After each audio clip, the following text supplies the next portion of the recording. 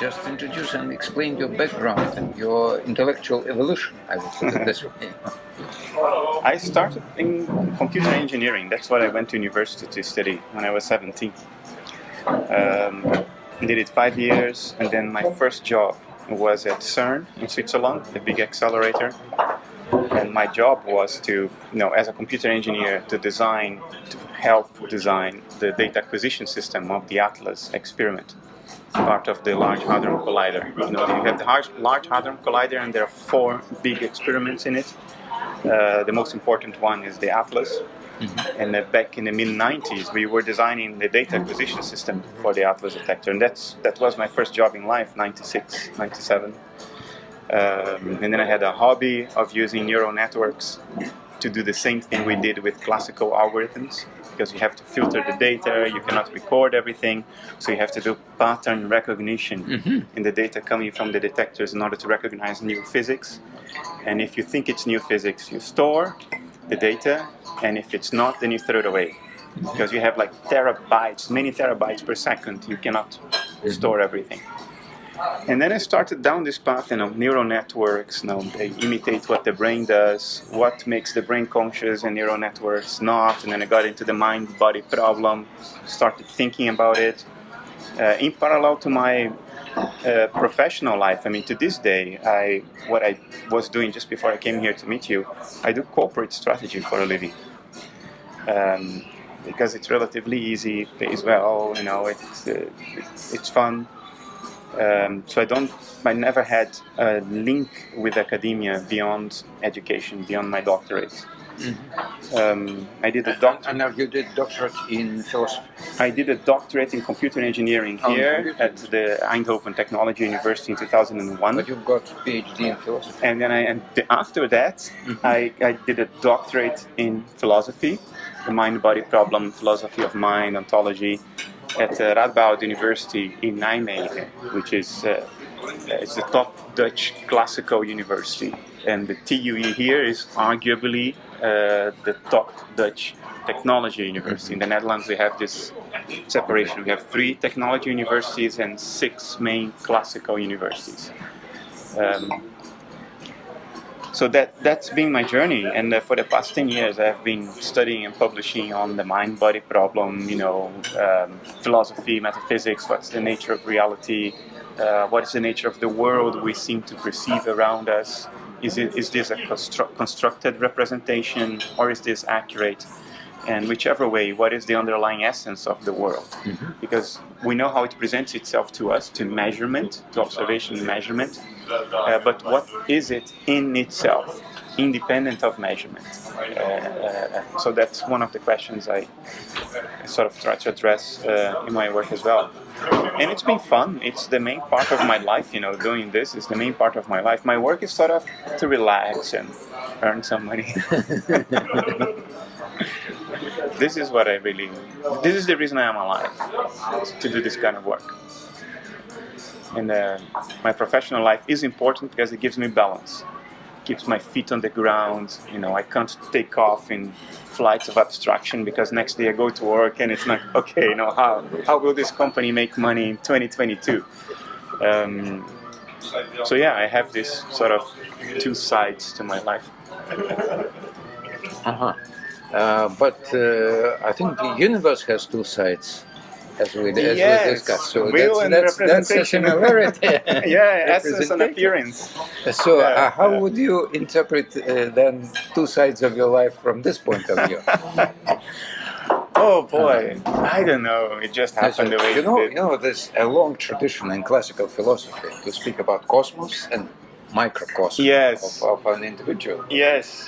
So how this? How 2 parts of your intellectual cosmos correspond to each other? You're right. This is right in the whole history of Western philosophy, right? These dualisms, whether it's substance dualism or value dualism or psychological dualism, like Jung. I don't know. Maybe it's a sort of a micro mirror, micro reflection of what's going on at a broader level. I don't know. I never thought about that actually. But yeah, it's a very Descartian thing, isn't it? Res extensa, and, mind and matter. Part of my work, you probably saw it, is to deny that there is a metaphysical distinction between mind and matter. I mean, at a colloquial level, at the linguistic level, of course there is. We use this distinction all the time. Thoughts and things we can touch, mind and matter. So I don't deny that. That would be just silly to deny that. There is a utilitarian aspect to that distinction. But I deny that there is a metaphysical distinction, that there is a distinction in substance, like Descartes proposed. Descartes proposed basically three substances, right? Mind, matter, and God. Spinoza proposed one substance, God, and everything else would be aspects of that. Descartes sort of took it one step further and said, no, there are actually three substances. From that perspective, I would go against Descartes. I would say there are aspects, there are appearances and inner essences. Things present themselves to us in different ways, but I think essentially, in terms of their inner nature, there's only one thing going on, and it is mental. You are on this side of this side of representation. Correct. Yeah.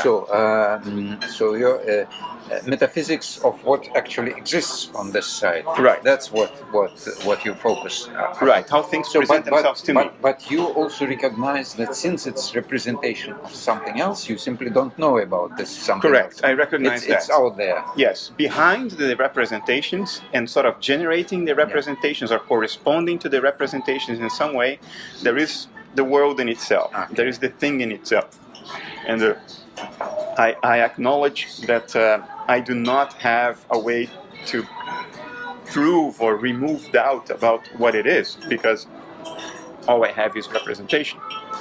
Except when it comes to me, because I know what it is like to be me. I am me.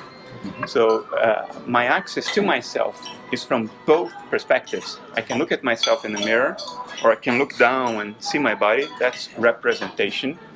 But if I close my eyes, there is still something it is like to be me. I have feelings, I have thoughts, endogenous experiences. And so I have a first-person perspective on myself, not the rest of the world though. But then I would go with Schopenhauer and say, based on what I know of myself from a first-person perspective, the most reasonable thing is to extrapolate that to the world at large.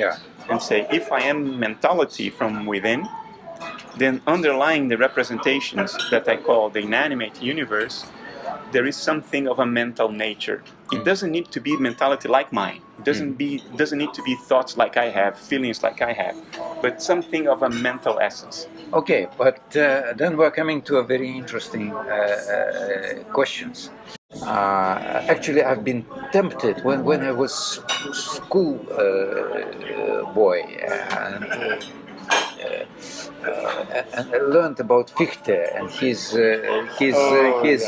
radical. I was very much impressed, but I couldn't. Digest it. Yeah, the thing is, the German idealists before Schopenhauer, mainly Hegel, they went further than what I said. They would say, well, it's mental, and by the way, that mind out there, some kind of deity, it's also rational, it has a plan, it knows what it's doing. Well, I don't go that far. I don't know that it's rational. I don't know that it's self-reflective. I don't know that it has a plan. Actually, the laws of nature are so stable and predictable. Exactly, but what we know, and that's actually the question I wanted to ask.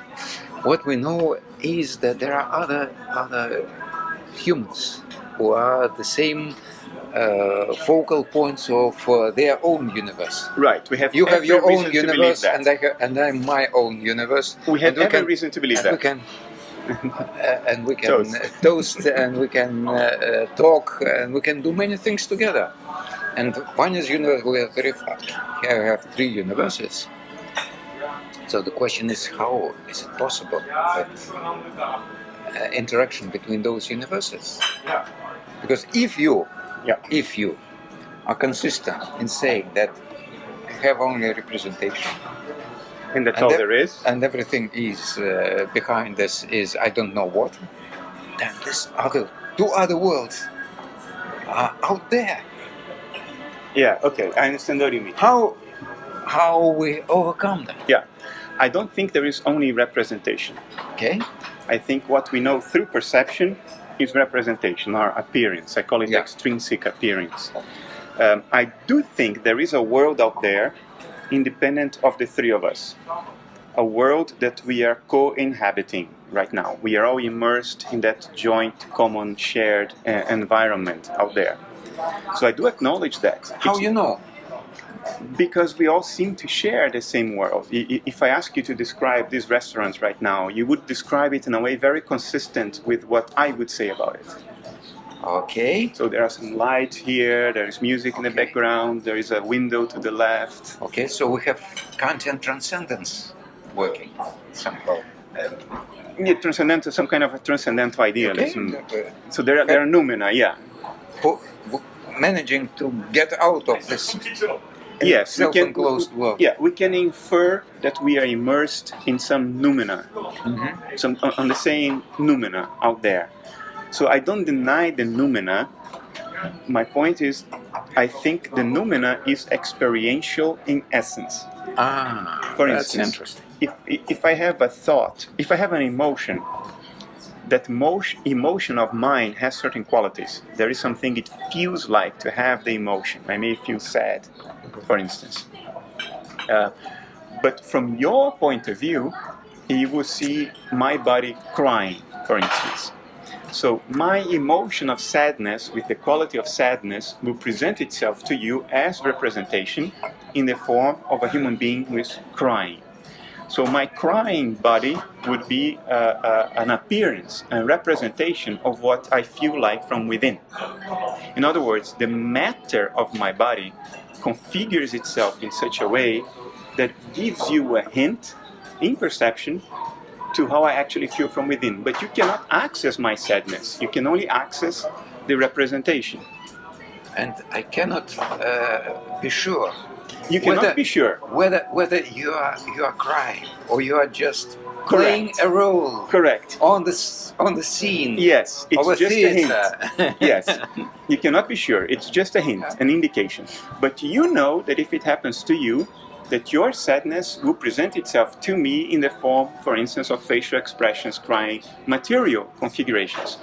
So my point is, there are emotions and thoughts out there. The noumena are emotions and thoughts of a non-human nature. They are experiential in nature. And they present themselves to me just like your sadness presents itself to me in the form of a crying body. Those transpersonal emotions and thoughts present themselves to me in the form we call the inanimate universe. So my point is that what we call matter is always the extrinsic appearance, the representation of endogenous inner experience. And that holds for our body, which is very intuitive, but I would say it holds for the universe at large as well. There is a mind at large out there. I do not have access to its thoughts and feelings, but those thoughts... How do you know that the mind out there exists? It's an inference. Okay. And it also experiential. No, it's an inference. The argument is parsimony. Because the alternative is to say, well, what is out there is non-experiential. What is out there is physical matter, physical force fields, and they exist outside and independent of experience of any kind, mine or anybody else's. If there were no experiencing subject in the universe, there would still be matter out there complying to these configurations, these geometric arrangements of atoms and force fields. That's the alternative. I would claim that's not parsimonious, because you need to abstract a new ontological category. You need to abstract a new metaphysical substrate. In other words, non-mind, non-experience. While all you ever have is experience. That's all you ever have. Yeah. But imagine, we are not perfect. our experiences, our senses, and so on and so forth, they're not perfect. You They are not agree this perfect, from completely. from Very unreliable. okay, they are very unreliable. They are very partial because actually what we actually see is only part of what penetrates our Right. nerve system. What is only It's part of pre-processed, what comes to our eyes, and Yeah. so with each stage of registering, We we're filter out a lot. losing a lot Yeah. of information. Yeah. Okay. So a lot of things remain unexperiential in principle. How do you know if you accept that? That means that there This last step I don't. exists something out there which cannot be even detected, but which is belonging to the same matter, energy, and so on and Yeah. so forth. Yeah. Okay. The way it's a very good question. It's the key of the thing. I think there are many kinds of experience, and for instance, in neuroscience today, they talk about the so-called no-report paradigms in consciousness research. And the idea is there are experiences the subject has but cannot report, not even to himself.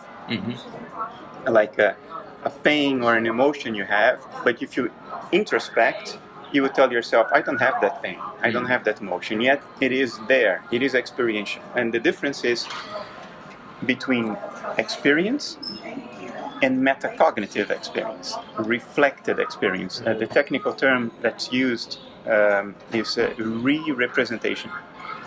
I mean, many people talked about it in different ways. Ned Block talked about it in terms of access consciousness. Schooler in 2002 talked about it in terms of meta-consciousness, or re-representation. But the point is, it's one thing to have experiences, and it's another thing to know that you have the experience. This latter one requires a reflection of an experience in another mental state that denotes the first. So you can say, I am not the experience, I am the one having the experience. So you are the reflection of the experience. But if you ask yourself, do I have an experience now? All you can access is what falls within this field of meta-consciousness, of meta-cognition. Experiences that you are having, but are not re-represented. You can't even tell yourself that you have them. Sometimes you only know afterwards. For instance, 30 seconds ago you were breathing. You were experiencing the air going in and out of your lungs, your nostrils, the inflation of your rib cage. But you are not re-representing it. So everything happened as though you were not experiencing it. But the moment I bring your attention to that, boom, you re-represent it, and oh yeah, I feel that I'm breathing. You know what I mean? Exactly.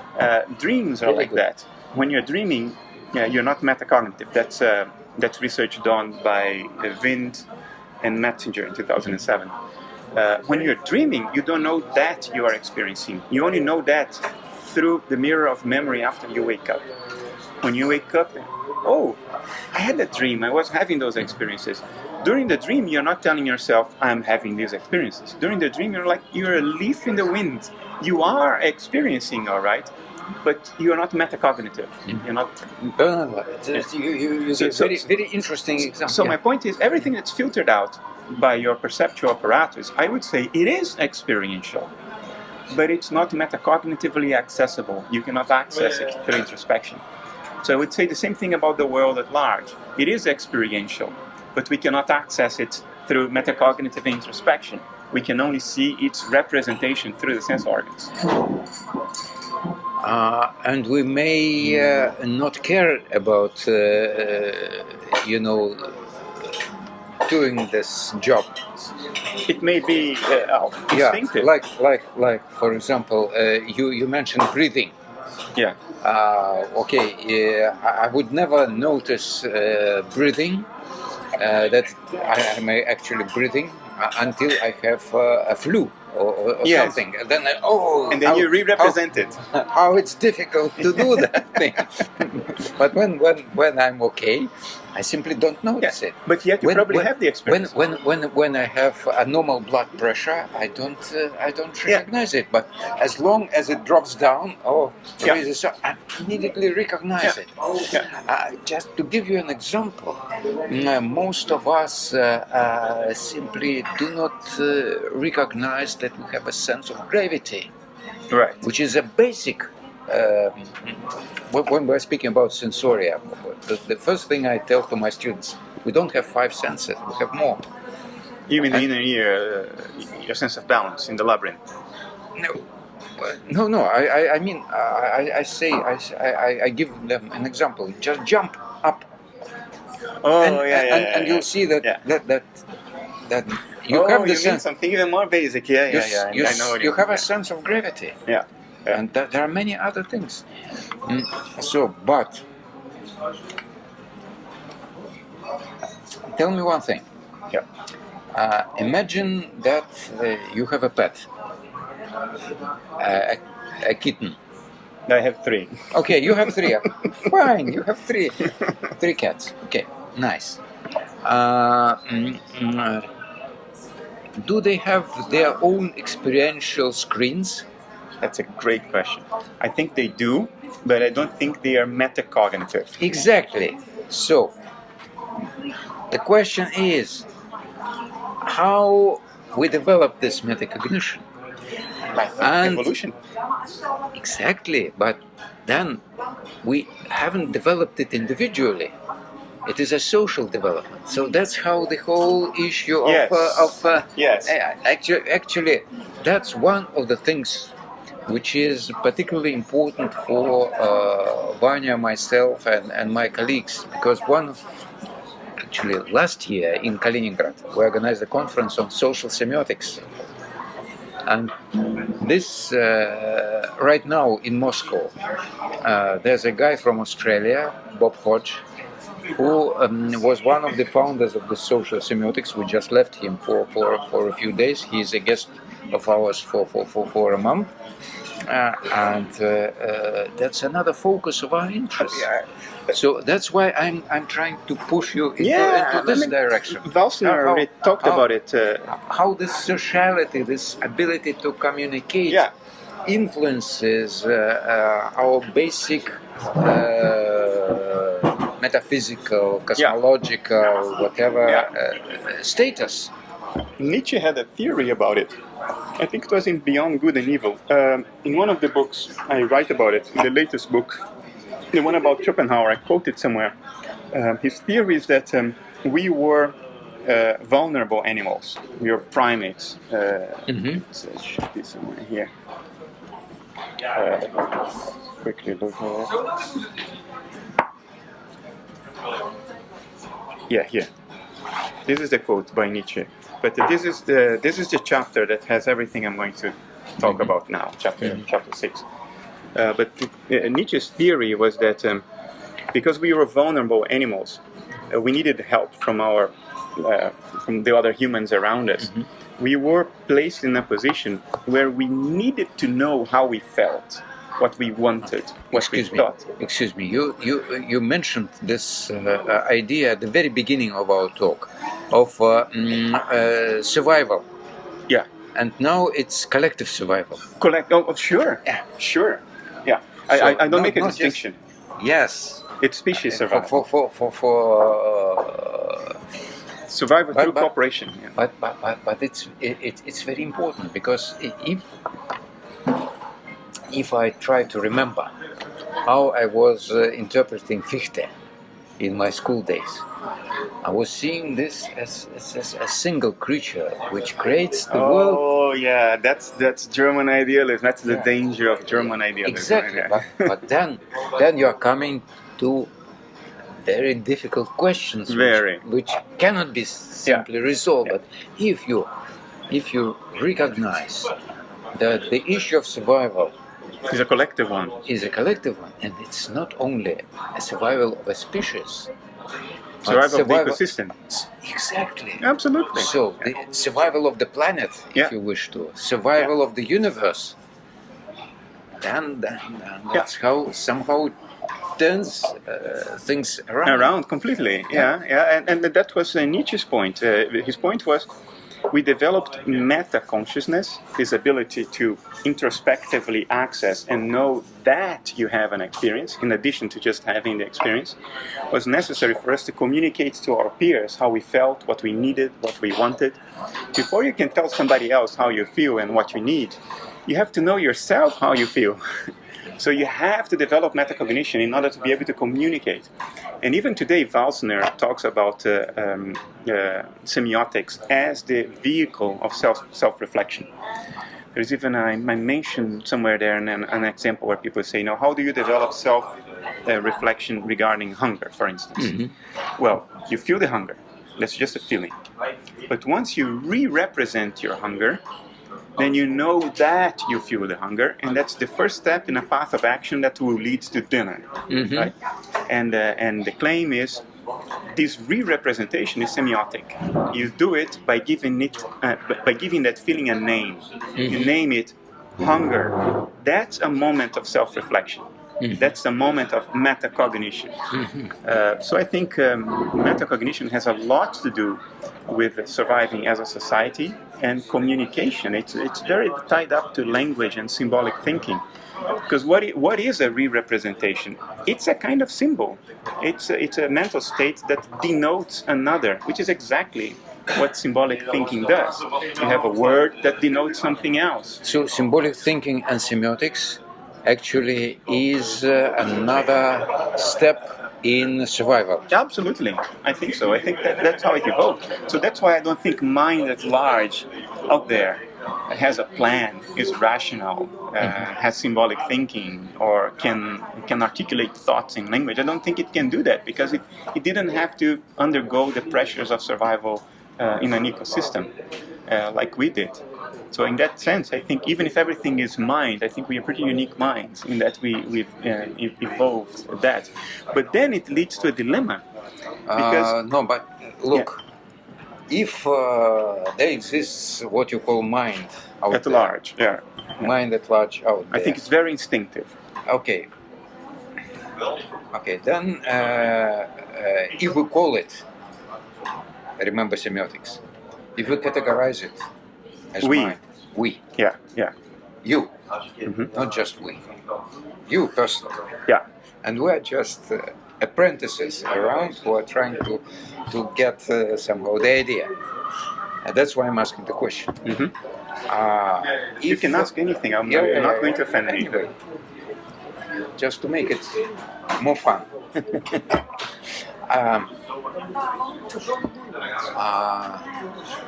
If it's mind at large out there,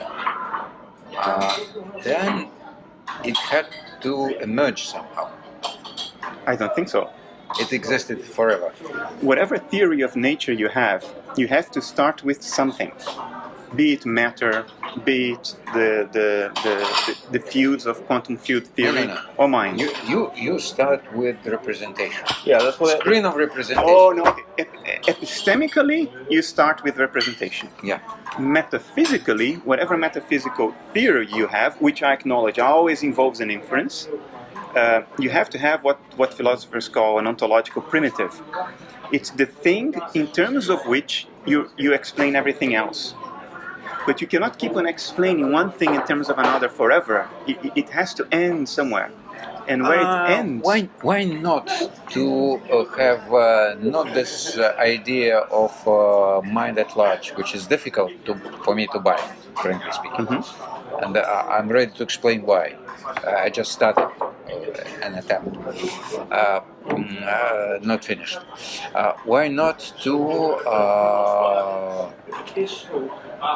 have as a starting point not mind at large, but two entropies? Entropy is an abstract concept in the sense that it doesn't exist in and of itself. It's a codification of some states of nature. In other words, a codification of dynamisms of some underlying substrate. Even information is like that.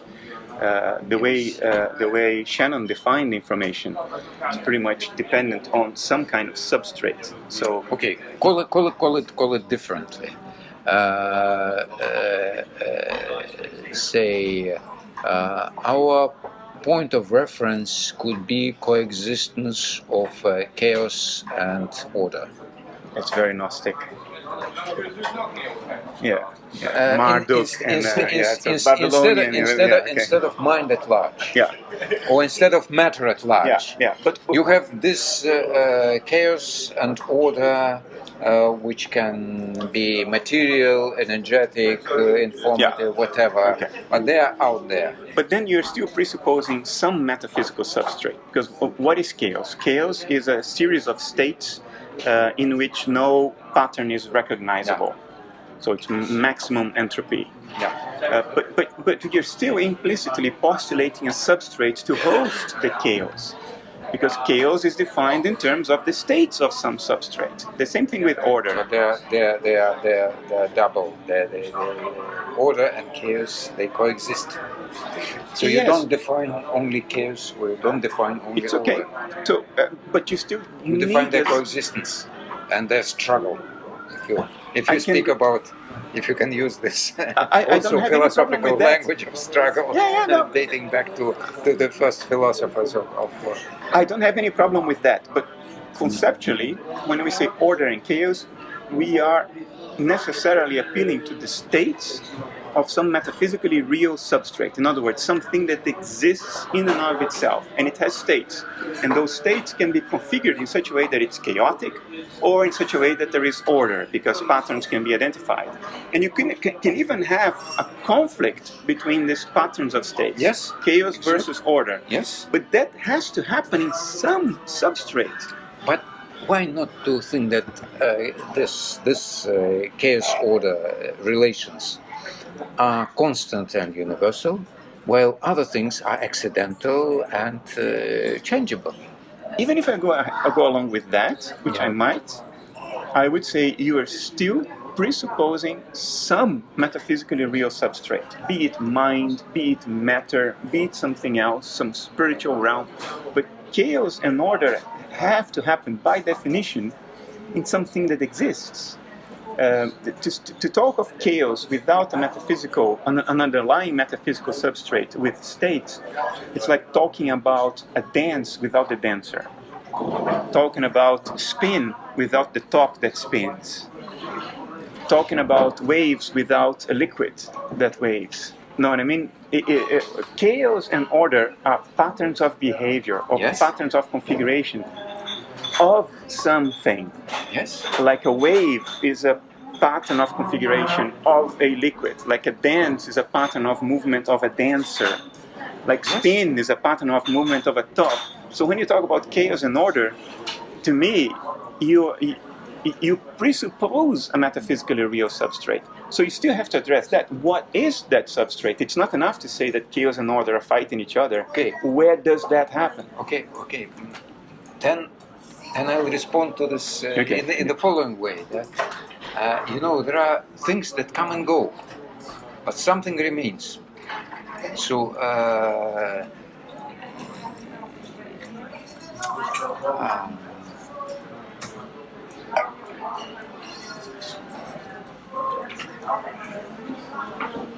you were speaking about waves.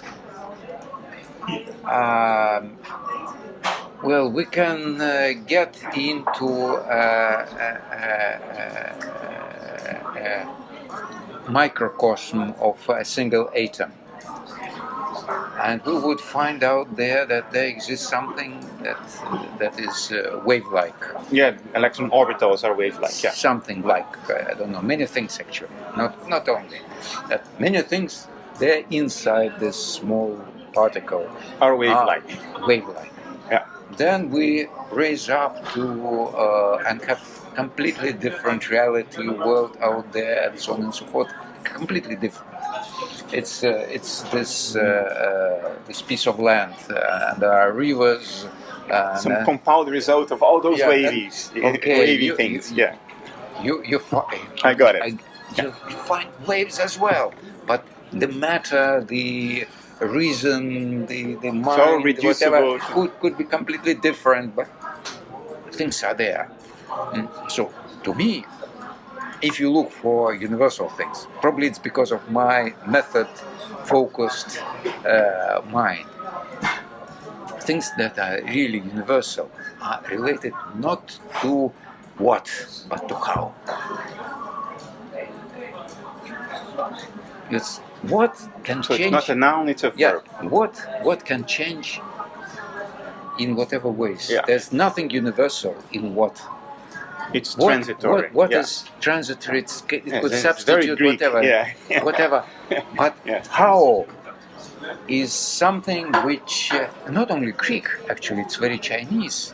Yeah, With the idea of Tao. Yeah. That's true. Now comes from the axial age. Yeah. Yeah, it's a very Parmenidean. Yeah, because the essence never changes, Yeah. and what changes is appearance. Yeah. So if it changes, it's not essential. It's just appearance. So I can go along with you, but at the end there has to be essence. Because there has to be some essence, whatever it is. Why? Why you presuppose that there is an end? Because The when you world is endless. At least No, could not be an end. endless. It's not an end. I'm not postulating an end.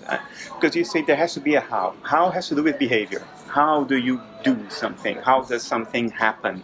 It has to do with extension in time and space. Not only me. In general, yeah. So how presupposes world behavior. out there also has its own how. Yeah. So how presupposes behavior, action of some sort. Otherwise, there is no how. If nothing's happening, there is no how. It's just is, not how. Yeah. So how presupposes behavior? I would say behavior presupposes that which behaves. So at the end of the day, you have to have that which behaves in a certain way, according to some how. But there has to be the essence that behaves, that manifests, that expresses, that appears. And that essence may be eternal, that essence may be immutable, as it is in itself. Only its behaviors may be transitory. And then the question is that essence matter? Is that essence mind? Or is that essence information or something else? So my answer would be that this end, this final thing, is we. It's we. Not mind out there, not mind at large. It's we. But how do you... As a point, as Teilhard de Chardin once said, we are the that omega. humans are not a center of the universe as they used to think. They are at the point of an climbing arrow. Evolution. I know what you mean. Climbing arrow of evolution. We are there. Yeah. And this is the mind out, mind at large. We are mind at large. I agree. I think we are dissociated complexities of mind at large. Actually, you mentioned very this reflexive experience. Yes. So by this making our own experience of cognition, of being minds, of communicating minds, we create, in a reflexive way, we create this illusion of mind at large, which exists somewhere out there. But it isn't out there, it is in here. Yes. It's in here. Yes, but at the same time it expresses itself as that which is out there, which seems to be out there. So then I agree. Yeah, I think we are mind at large in the sense that our core subjectivity is mind at large. But our narrative of self-identity is something very compartmentalized. So like, I am here, I'm not on the other side of that. That's a narrative, that's a story I tell myself. Mind at large is not that. Mind at large is not that narrative. That narrative is just a story. That's individual narrative. But Correct. We're social beings, like I mentioned to you, the social semiotics and this how it socially we create it. Yes, at the level of mind at large itself, I think you and I are the same thing. Yeah, absolutely. And the bacteria in my toilet too. Yeah. In a way, as something related to evolution. Yeah, but it's not with everyone that we can have this conversation. Yeah, For most people, if we say that, we are misunderstood immediately. yeah. Because they would say, well, We can approach any other table and try to say something. You can imagine the reaction. yeah, they would say, well, if you are all there is, then how come there seems to be this room out there? And then you say, well, because at that level, you and you are all the same thing, and we are doing that too. Yeah, I agree with that. The thing of self-reflection is that it creates an illusion. I mean, everything is experiential, I think, but only some experiences are introspectively accessible. In other words, we are only aware that we have some experiences. Other experiences we do have, but we are not aware that we have them. But because we can't introspectively access the rest, we tell ourselves this story that they are not experiences. They are just brain physiology. And then we create this whole category called non-experience or material. And I think that's an artifact of our self-reflective cognition as it evolved in order to ensure our survival as a society, as a species, even as an ecosystem, because it was advantageous for us to be able to report to each other what we felt, but we didn't have the introspective reach to re-represent everything. It created this illusion that there are certain things that aren't experiential in nature, and that's where matter arose. Now this room exists out there, it's completely outside an independent experience. It's not something you and you are doing at a deeper level beyond individual boundaries. And our whole society is dominated by that narrative now, which I think is an artifact of our cognitive evolution. We have to see through that. Talking about bacteria, the two important concepts, this for me in your talk, were the representation and mental, or representations are mental too. Yeah, different category of mentality. Why this is important for what I do is, does any representation require something mental, or are there some representations that are possible without mental, or how representation and mental are How connected? far down into evolution we can come with that? I think representations are mental, but at the same time I understand what you mean. How far does representation require some mental content that seems to be beyond me? In other words, that which is represented. Or can you just endogenously imagine your representations without there being something else behind it? Is that what you mean? No, I mean, let's say a plant somehow adjusting itself to the environment, somehow reactive. But can we say that it represents the environment? And if it does represent the environment, is it mental, or is it just represents but without any mental? I think all representations are mental by definition. So if it represents, it is mental. It has this mental capacity. Something else? One more. One more, the same? Beer? Yes, the same. Do you want to eat something? Do you want to eat something typically Dutch? Typically, that's interesting. We have here something called bitterballen. It's a kind of a meatball, but it's half liquid inside. You may hate it or you may love it. I don't know. Breadcrumb layer. Yeah. Okay, let's try it. Yeah? Of course, if you find them somewhere else in the world, then it's definitely sold by Dutch people. Yeah. Okay, possibly.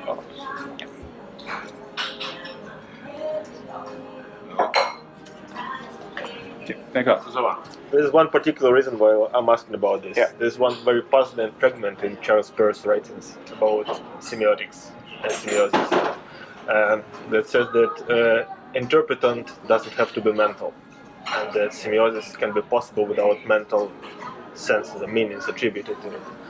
So that's why I'm asking this question. Okay, I think it is conceivable that representations can happen without mental content. In other words, that they are not experienced. That would be what Ned Block called access consciousness. It doesn't need to be phenomenal. It doesn't need to be experiential. It just needs to denote something else. If there is this denotation, this pointer, this link, then you can have, in principle, a non-mental representation. My own view of things is that all representations are per force mental, because mentality is all there is. But that's my own view. It is conceivable that people with a different view would say, well, a plant represents, but there is no mentality, there is no experience, because experience requires a more complex nervous system. It is possible. I'm sorry, it is conceivable. Well, there's a lot of research on that, actually. On information circulation within plants and so on and so forth. Anyway. Yeah, there's even a new field called plant neurobiology. It's fantastic. I'm perplexed. When I read it, I feel like a small frog. Yeah. How could you have missed this for so long? Yeah. Anyway, just going as far back as that. The Persian formulation is very beautiful, and I really enjoyed. Of this problem, conflict of dualities, chaos versus order. No, Persian. The interpreters, non-mental. Oh, I understand Persian in sense of Persia. Sorry. No, I got it. Charles Peirce.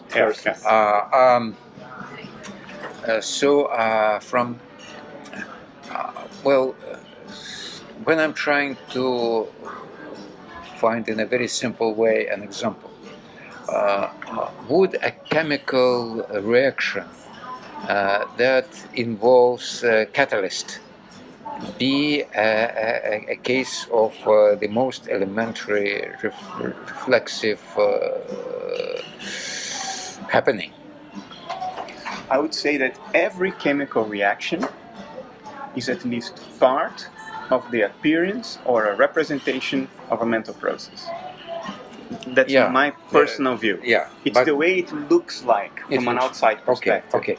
It's not what enables it. It's not what generates experience. It's what experience looks like. Let me put it differently, because now you explained from the point of all your cosmology. Now I don't have all your cosmology. What I have are pieces of matter that's burst in somewhere out there. My cosmology is simple. I deny the theoretical inference that there is something beyond experience. Okay. So I explain everything in terms of experience, not my own individual experience alone, but experience. That's all. I understand. But judging from my experience, there exists some kind of elementary particles and so on and so forth that are somehow interrelated into chains of something, and they interconnect. And undeniable. Okay. It's something happens. So I can imagine that those changes of composition of those chains and so on, so they may happen somehow. They represent some dynamism underlying. They represent some dynamism, but I don't see any interpretant there. But as long as something is happening, and there's the third agent, catalyst, which either makes this process quicker or slower,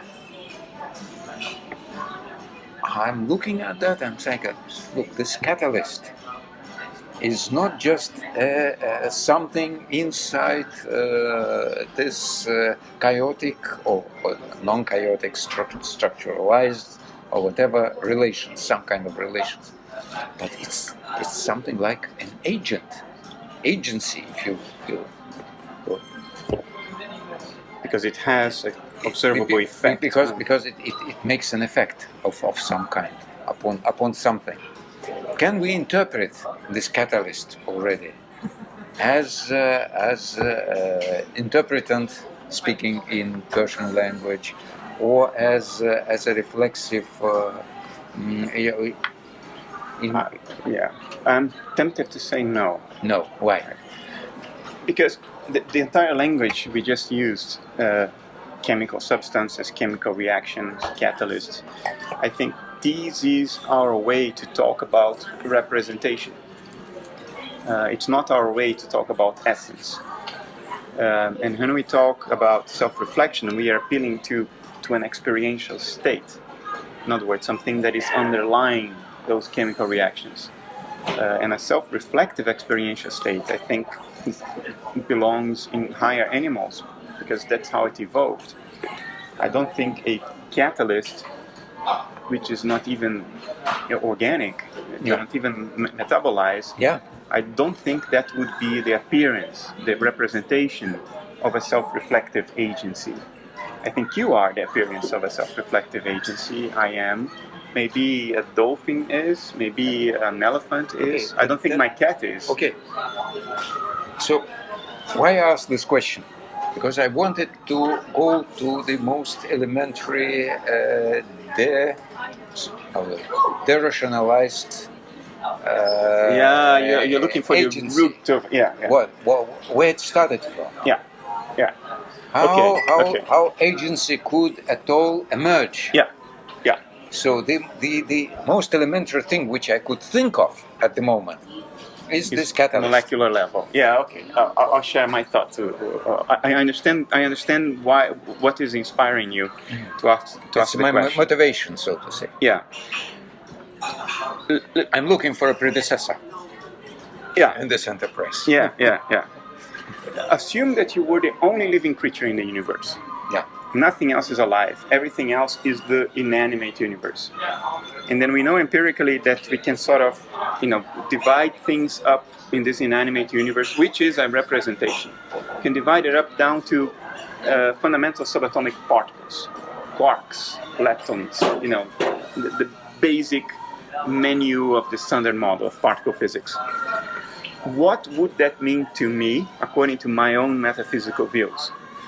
I would call elementary subatomic particles the, quote, pixels of the screen of perception.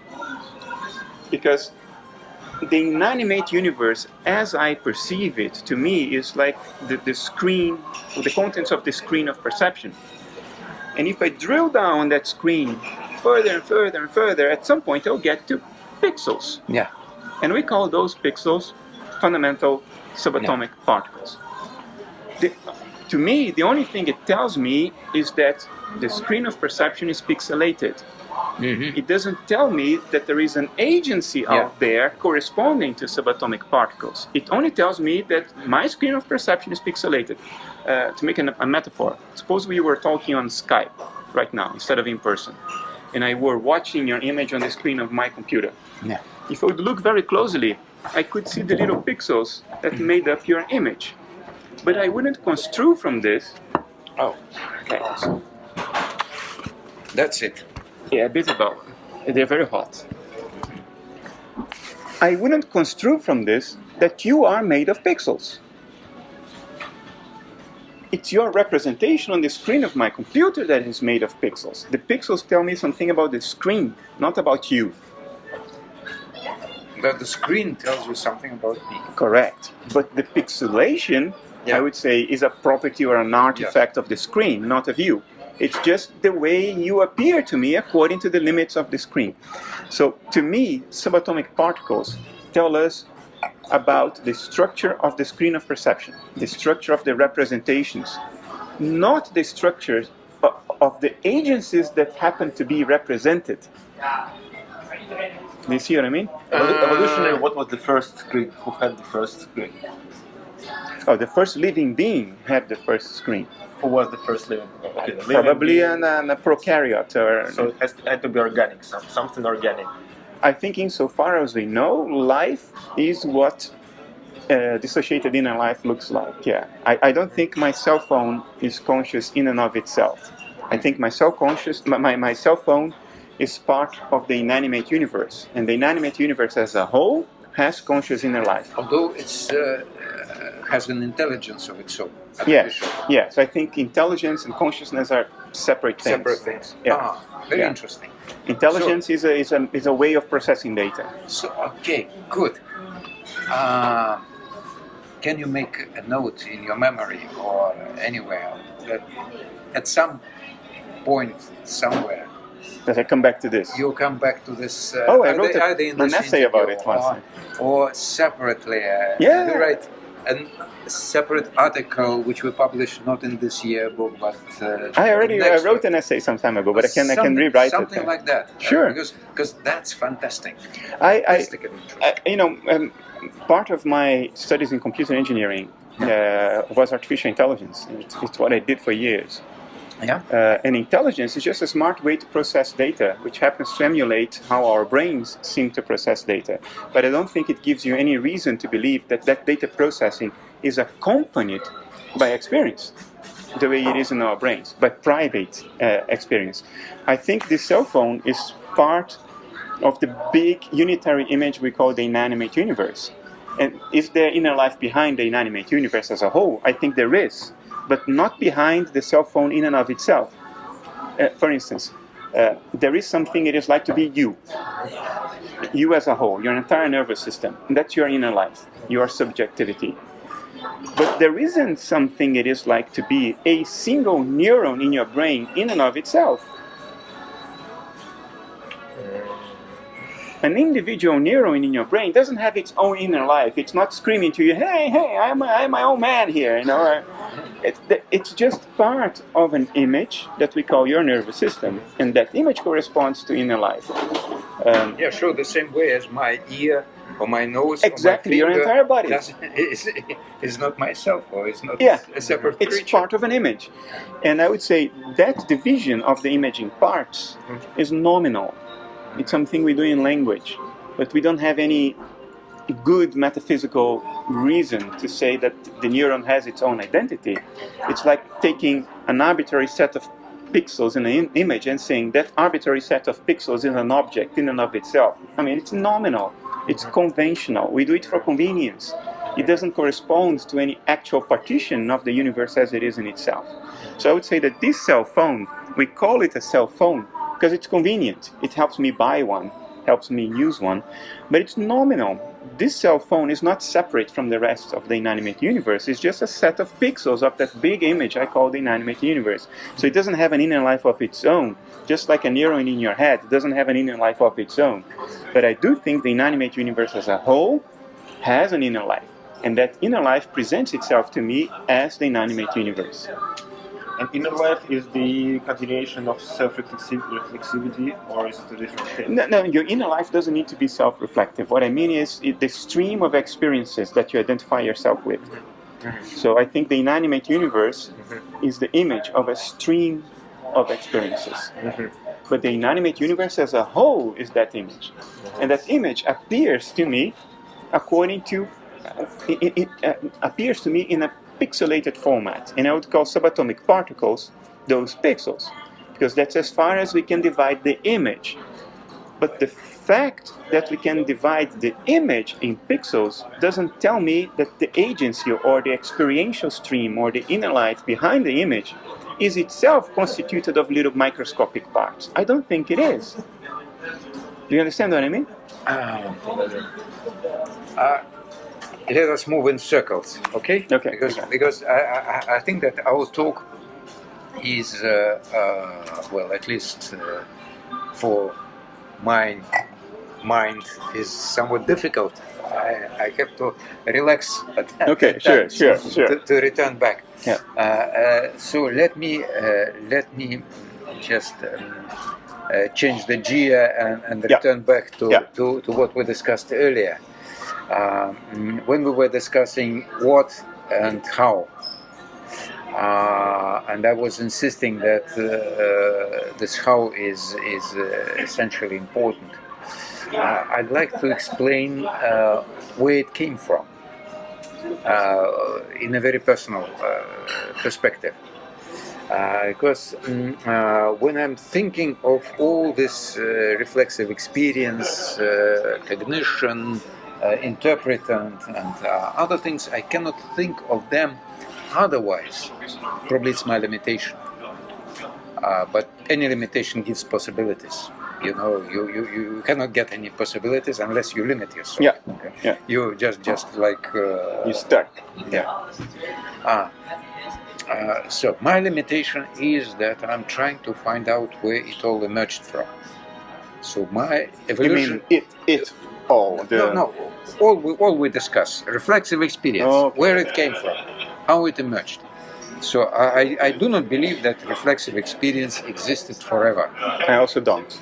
I don't believe that. Yeah. Yeah, I never evolved. existed forever. I know that I was born sometime, and I remember how I was a child and how I evolved and all this. So I know that all this is evolutionary. Mm-hmm. So from this point of view, I think that if you think evolutionary, you probably, I'm not sure, but I have this guess, you can interrelate this world, experiential world that emerged somehow, to the states that preceded it, its existence. Yeah. And then this whole issue of the world out there, particles, matter, energy, whatever you call it, but there was something out of which it emerged. That's why I asked you this question about catalyst and so on and so on. Because, I understand now. Because I always wondered that if something like an agency, like cognition, like cognitive agent, like reflexive agent, ever emerged to give meaning to this whole construction, to say that, okay, that created the screen. The screen was created by this agent. Yes. But this agent somehow emerged. Yes, I agree. How? From this point, how? Yeah. Not just how, but I'm trying to say that if we follow all this fantastic research in cosmologies, evolutions, well, I don't believe in this Big Bang actually too much, but something is behind it probably. But anyway, let us try to. I can comment on that if you want. Yes. I'm just trying to formulate a question to you. It's difficult to formulate this question, but can we leave this privileged point of a top of an arrow which is climbing up, and to try to think in terms of what preceded it? What preceded? Yeah, sure. Where the arrow came from? Yeah. I have an idea, but share your idea, please. Every metaphysics needs a starting point. So materialism too, Big Bang and matter just appear because that's how it is. At some point you hit rock bottom. Mm-hmm. So my starting point is universal consciousness. Mm-hmm. That's what there has always existed. That's the starting point. Now, before abiogenesis, before life arose, I would say there was only this one universal consciousness. If there were an observer, a living observer in the universe at that point, there weren't, because life didn't arise. Exactly. But hypothetically, thought experiment, if there were an observer, this observer would have experienced the representation of the inner life of universal consciousness as the evolution of the universe from the Big Bang up to abiogenesis. Galaxy formation, stars being formed and exploding. That's how the conscious stream of experiences of universal consciousness would have presented itself to the observation of this observer. But there wasn't an observer. So there was only the stream of experiences of universal consciousness. Because there was nobody there to observe it from the outside, there actually weren't any galaxies and stars or anything like that, because these are all appearances. these are all the way the experiential inner life of universal consciousness would have presented itself. But corresponding to galaxy formation and stars and all that, and behind them in some way, there was a stream of experiences. That stream of experiences of universal consciousness existed. It evolved from the moment we call the Big Bang to the moment we call abiogenesis. You follow me? So if there were an observer, the observer would have seen it as the Big Bang, galaxy formation, stars, but there were none. So what was actually experienced were not the galaxies and stars, because those are just appearances.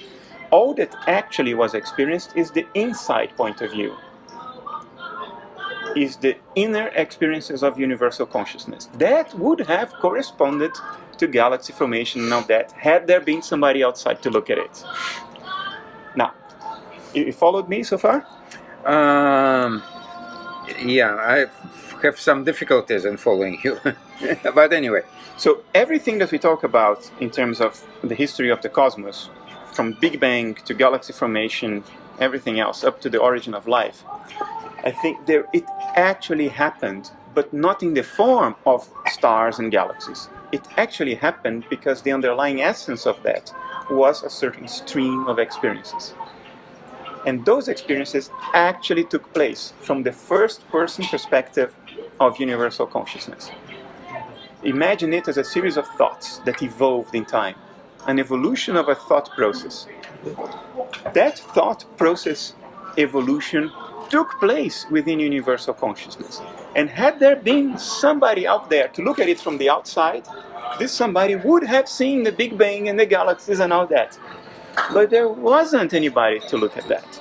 So all that was actually experienced was the evolution of the stream of thoughts. Was it in any way directed to the moment when this first screen appeared, the first eye opened?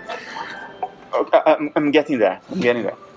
So at some point in this process, I think this conscious inner life of universal consciousness underwent what we call dissociation.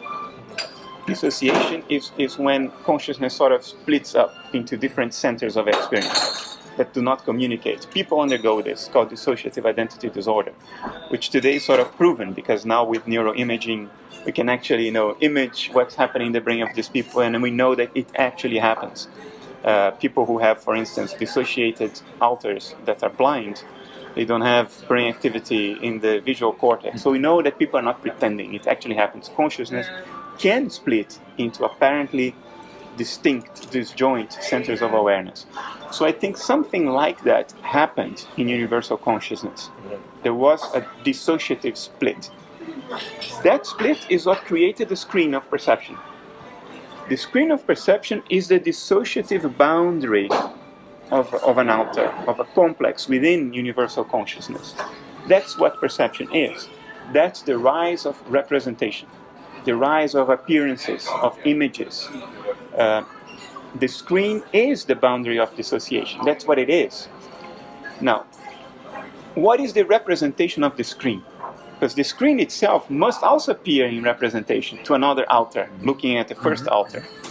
I think the image of this screen is what we call our skin, our retinas, our eardrums, our sense organs. That's what the dissociative boundary looks like in representation. In other words, in the screen of some other outer. And that's how I think what we call the physical world emerged. Because the physical world in my mind are the contents of a screen of perception. And the screen of perception is the boundary of dissociation. And what is the image of an outer then? I would say it's life. It's a living organism. What we call a living organism is what an outer, a dissociated outer of universal consciousness looks like on the screen of perception of another outer. So your inner life, your conscious inner life, to me, in my view, is a dissociated stream of experiences within universal consciousness. But it is dissociated. That's why you don't know what's happening in his mind. That's why you don't know what's happening in the galaxy of Andromeda. You are dissociated, like a person with with the dissociative identity disorder. Now, your dissociated stream of experiences appears on my screen of perception as you. Your body, your behavior, This is what a dissociative process looks like when it's represented. We call it life. We call it metabolism, organic matter, whatever. That's what we call it. It's a name we give to it because that's how it appears on the screen of perception. When the first alter appeared, because the screen appeared then at first, then the inner life of universal consciousness, what remains outside the dissociative boundary, appeared to the alter in the form of the inanimate universe. And that's when we started talking about matter. Because matter is the image on a dissociative boundary of what's happening beyond the dissociative boundary. So that, in my view, is the cosmological history. So, in my view, if the Big Bang theory is correct, we can very well talk about the Big Bang. We can very well talk about galaxy formation, star clusters, and all that. But there was nobody there to look at it, so it wasn't physical, because physicality are the qualities on the screen of perception. And there was no screen. There was only a first-person perspective, not a second-person perspective. But the processes that corresponded to the Big Bang and galaxy formation, those processes actually did take place. It did happen. And once an alter forms, it's a living organism, it identifies with its own dissociated perspective and it wants to survive. It's not going to die. When it dies, it just gets reintegrated into the whole. But it doesn't know that. So it doesn't want to die. It wants to survive. And evolution kicks in. Because now that screen of perception needs to become more and more and more sophisticated, because you need to collect information about what's happening beyond the boundary of dissociation in order to maintain the dissociation, in order to maintain life. And then at some point we develop even meta-consciousness, because it improves our chance of survival. The moment I can identify myself as an agent separate from the rest, now I know to which mouth to bring the fork. You know what I mean?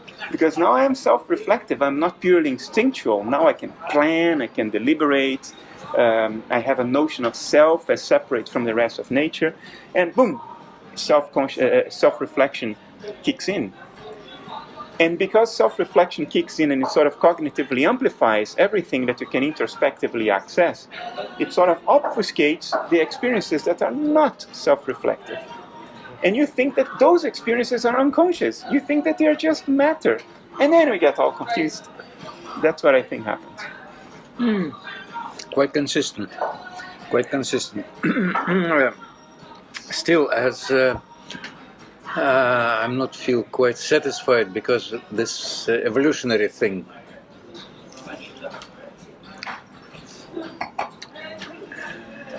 haunts my mind. I still want to go as against the tide of the evolution, as far back and to find the starting point, or starting points. Actually, there's not one single starting point, because for organic evolution we have one starting point, for cognitive evolution we have another starting point, and so on and so on. We have many starting points. Evolution itself is something multidimensional with many dimensions. I can tell you that I've been terribly impressed, and actually this has somehow formed my consciousness to a great extent. It was Le Phénomène Humain by Teilhard de Chardin. Right. I read it during my student years, and I was absolutely taken away by this great perspective, this evolutionary perspective. And so that's why I'm citing this arrow image and other things. And he found a very easy and simple way of explaining this. Probably it's not the best explanation. It was a very trivial explanation. But anyway, explanation was there. He was saying that there always existed inner and outer things, with two types of energies and so on and so forth. Inner and outer, and two types of energies, and that's how the whole evolution starts. Which I could never grasp because it wasn't experiential. It was just a trick. Intellectual. It was just intellectual trick. But somehow we can say yes, they coexist. This inner and outer, material and spiritual, whatever. Then we're coming back again to Cartesian distinction, dualism, and so on and so forth, in the form of inner and outer of things. Okay. I think still, in my narrative, yeah, inner and outer arose with the first dissociative boundary. Yeah, because it's the boundary that created the inner and outer. Yeah. That's my reaction to what you've said.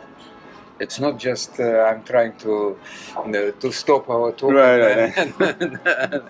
and to discuss my intellectual development in this whole years. No, I understood the context. Of course, I've been when you were explaining, I was trying to see analogies and other explanations and other ways of putting the same and so on and so forth. That's how Teilhard de Chardin came to my mind. I think he was trying to resolve the same problem in a different way. Probably yours solution is much more elegant and much more informative, as far as I'm concerned. But his way of explaining things was more systematic and easy grasped.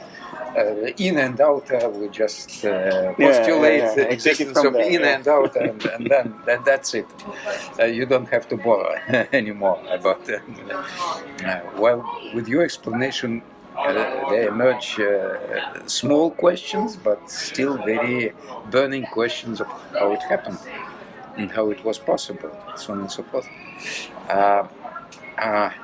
Why not to use this Kantian trick of antinomies when we can postulate that this cosmologic state is governed by two alternative principles, like in his famous antinomies, that the world is endless, the world has an end. Why not to say that the world is purely material, energetic, and the world is the universal mind, as the two antinomies. As two things which not to try to stand on any one point, any one point, and prioritize them, and to say that me as a materialist, I insist that it's all material. Or me as an idealist, I insist it's always mine. Let's democratize it. Let's try to coexist somehow, and to put all those two perspectives together. That's one trick. I'm not sure that, frankly speaking, it's a better solution than Teilhardian inner and outer of things. Probably it's more or less the same. It's still dual aspect, monism of some sort. But still, if you try to combine different ways, then probably through this combinatoric actions, you can develop something more convincing to you, at least.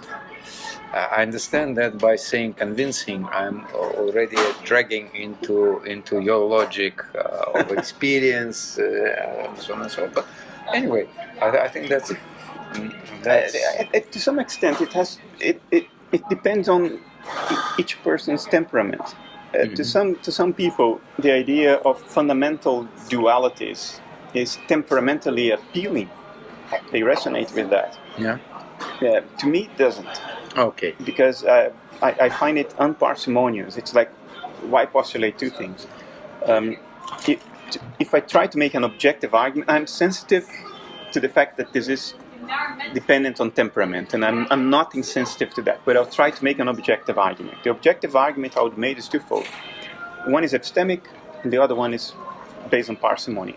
From parsimony perspective, if we can account for everything on the basis of one metaphysical substrate, why postulate a second? It seems unnecessary. From an epistemic perspective, I would say the only metaphysical substrate we actually know for sure is mentality, because that's all we have. Everything else is a theory. It's an inference, an abstraction. And if I don't need that theory, if I don't need that abstraction, if I can account for everything on the basis of the substrate I know because it's a given, then why complicate things? That would be my attempt of... But that's another repetition of this parsimonious approach. Yes, it's a parsimony argument and an epistemic argument. But also parsimonious, essentially. Well, the epistemic one involves more than parsimony, because you can say that it's epistemically more reliable to account for everything on the basis of what you know, instead of on the basis of a theoretical abstraction.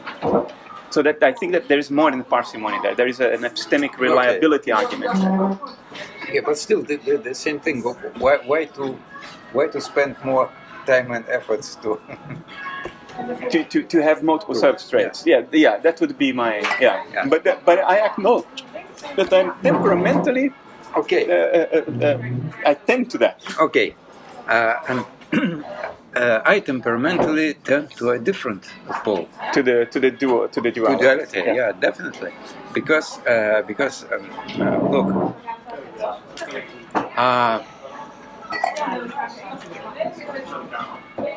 this meeting wouldn't take place if I was parsimonious enough. Then I would think of simply reporting back to my foundation, which gave me money for the project, which I go to a conference in Netherlands and met people there, made my own report and so on and so forth. It's parsimonious enough. Instead of that, this crazy guy was not parsimonious enough, but he said, "Oh gosh, I have to go to Eindhoven to meet this other non-parsimonious guy who, instead of spending all his life successfully doing this artificial intelligence and getting lots of money, building villa and making... I have zero interest in that. Instead of all that, he just started this fucking philosophy. So all that people are doing, most of the things which people are doing and which makes them human, are not parsimonious. Absolutely. It's just they just dream of something and they invent something and they do something excessive. So I would say that principle of parsimony, there also exists a principle of excessiveness or something which actually makes you feel happy. I acknowledge that. I mean, I don't make of the principle of parsimony some kind of all applicable, all ruling principle for all aspects of life. That's not my meaning. I also enjoy rich, non-parsimonious life. Not rich in a material sense. I couldn't care less for 3 villas. I have one house. It's more than enough. I don't need any more. So I didn't mean to extrapolate that so much. And I acknowledge that the principle of parsimony is just that. It's a principle. It's a rule of thumb. There is nothing etched in stone in nature that tells me that the correct explanation is always the most parsimonious. I don't know that. All I know is that if we completely ignore the principle of parsimony, then we fly into abstraction. Yes. I mean, if I see footprints in my garden, instead of thinking that there was a burglar that tried to break in, I would say, no, aliens landed at my neighbors and they jumped the fence because they wanted to kidnap my cat, and they used my neighbor's shoes, and that's the footprint. I mean, I don't need all that to explain what is available to my observation. So But it is just a rule of thumb. I acknowledge that, and I am temperamentally motivated to really stick to that rule of thumb. But I concede to you without any problem that it is just a rule of thumb. Yeah. And another comment. I don't deny all dualities. Mm-hmm. I deny only substance dualism, metaphysical dualism. I don't think we need more than one metaphysically real substance, in this case mentality, to account for everything.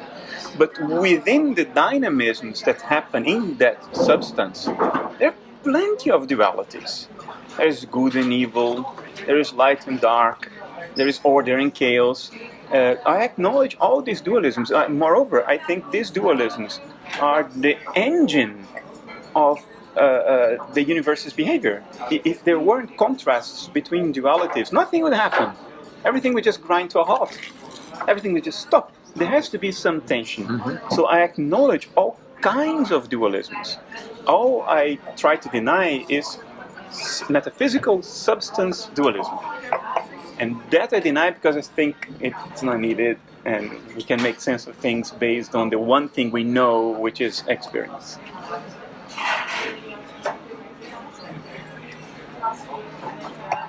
Now, besides those dualism, when they are reduced to a certain level, like this inner and out of things, they are not much informative.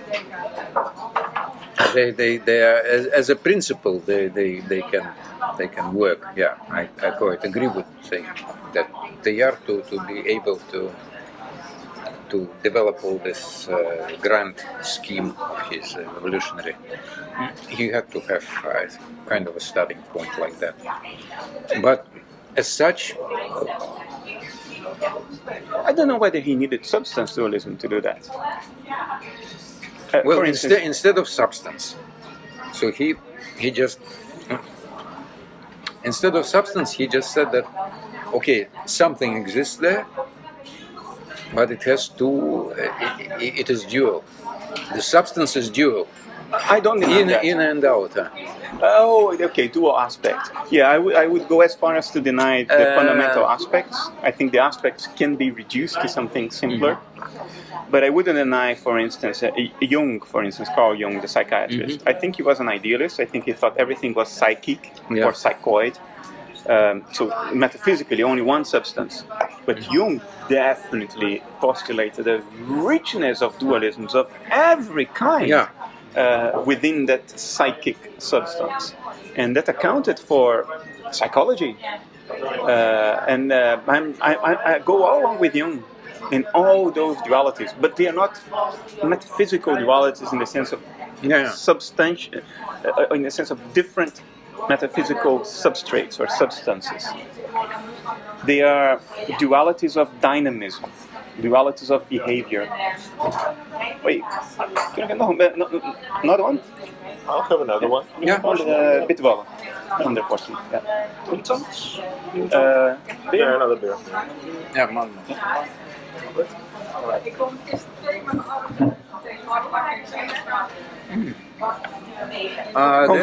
There's one more point which is very tempting to discuss, and that's the point of this observer of the Big Bang and other things. But I'm afraid it would lead us down a rabbit hole. Yeah.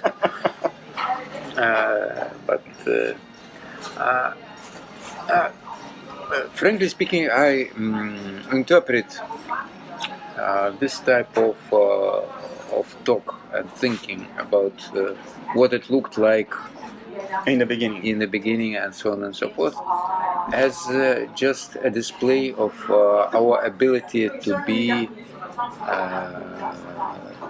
of our ability of imagination, which means that we are just able, with our experiential capacities, to move those experiential capacities outside our immediate experience. Through inference. Yeah, through inference. Yeah, and not just through inference, through imagination. Right. Imagination is something broader than inference. Then inference. Yeah, I agree. Yeah, we can just dream how it looked like In the beginning. In the beginning, Yeah. just Big Bang, or actually, major fundamental philosophies, both East, West, anywhere. They were all something like this visionarism, component of the visionary imagination of how it all happened. Especially the Romantics. Yeah. And preceding the Romantics, the pre-Socratic Greeks were pretty much exactly. That's what I mean. And Indian philosophers or Chinese, they just before there was Aristotelian logic, very clear images. Visionary experience, even altered state of consciousness. I think it's too informative today. That's also an important thing. Yes. The states of consciousness, different states of consciousness.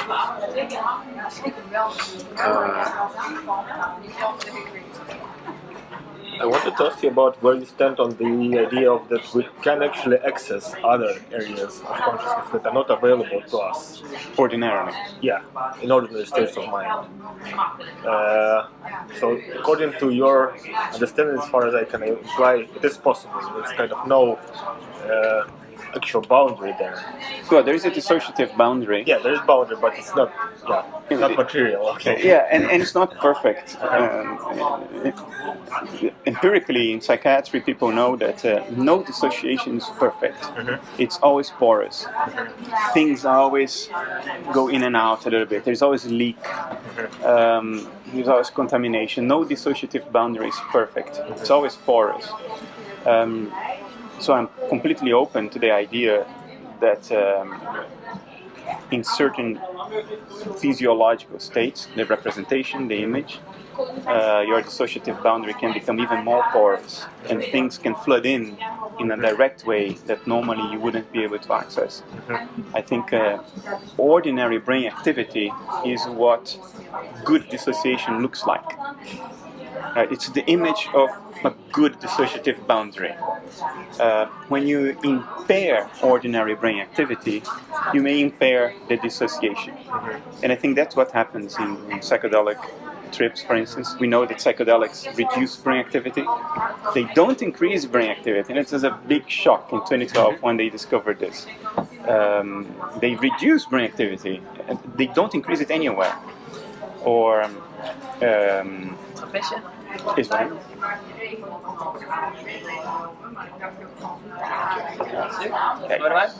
Yeah. Thank you. Certain breathing exercises that increase alkalinity level in the blood leads to vasoconstriction in the brain, and capillaries in the brain that constrict, starve your brain of oxygen, brain activity goes down, and guess what? Boom, you have an out-of-body experience, or hypnosis. So I think it is possible that certain procedures that impair normal brain activity, that's how it presents itself in perception, what is actually happening is that you're increasing the porosity of the dissociative boundary. So a lot of people who work with paranormal investigations, psi, they contact me. It's not my field. It's not what I do. It's not even what I'm very interested in. Because I think it's already difficult enough to explain the ordinary, let alone the extraordinary. First to explain the ordinary. Right, yeah.